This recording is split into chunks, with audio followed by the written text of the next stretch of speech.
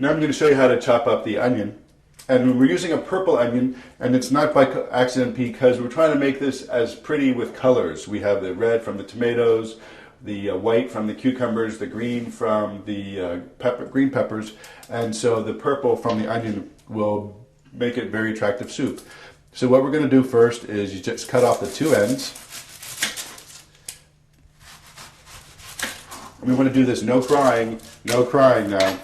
So, and cut it in half lengthwise.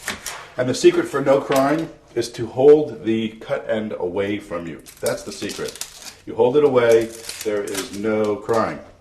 And again, for this, we just need to do a coarse chop because it's going into the food processor.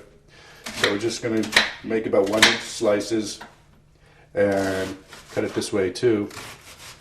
And that's easy, ready to go. Look at that. And see, I'm not even crying.